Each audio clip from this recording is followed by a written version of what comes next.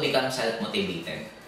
Nung ako nagsimula sa networking career ko, sa totoo lang, wala halos na guide. May mga naging upline din ako before, kaya lang, ito yung mga naging scenario ng buhay ko. Yung first na naging upline ko sa first networking company ko, after 1 week, iniwan na ako. Bumalik na siya ng Manila.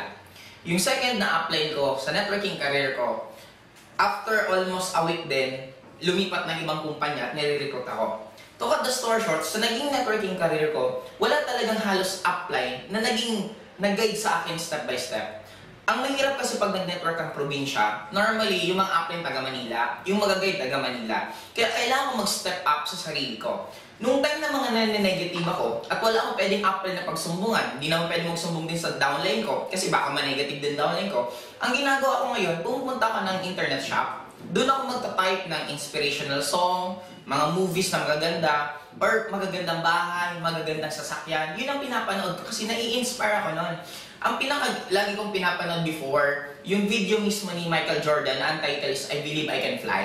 Na habang pinapanood ko yung galing niyang mag-shoot, yung iba't ibang mga moves niya, doon ko lalong namomotivate ang sarili ko na kung meron isang Michael Jordan na halos nagawa niya yung mga sobrang imposibleng shot, what more ako na nagsisimula sa pag-network.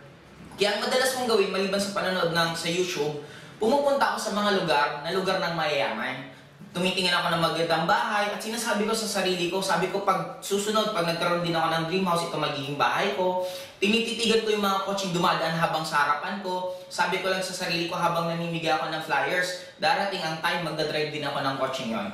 In short, ako yung tipong tao na dapat ang gagawin mo pag ikaw nakakaramdam ng negative, imbes na i-allow mo sa sarili mo yung negative, humahanap ako ng way paano lalo siyang mawala.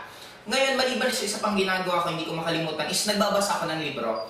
College days ako, hindi ako mahilig magbasa ng libro, pero nung nag-networking ako, dun ako nahiligan kong magbasa. Guys, take note, ang pagbabasa ng libro, nakaka-motivate, but depende kung anong binabasa nyo. Ako, isasuggest ko sa inyo mga libro ni Robert Kiyosaki, ni Donald Trump, or mga successful na tao, meron tinatawag na buhay nila or bibliography, na yun ang basahin nyo. Doon nyo makikita na lahat ng tao na naging successful is meron din silang downfall. The difference lang ng naging successful at naging failure, yung naging successful, dumating sila sa failures nila pero ginawa nila ng paraan yun para lalo sila umangat. Sabi ko nga ito yan fail. Marami sa atin ayaw natin ang word na to. Pero ang term ko dito is first attempt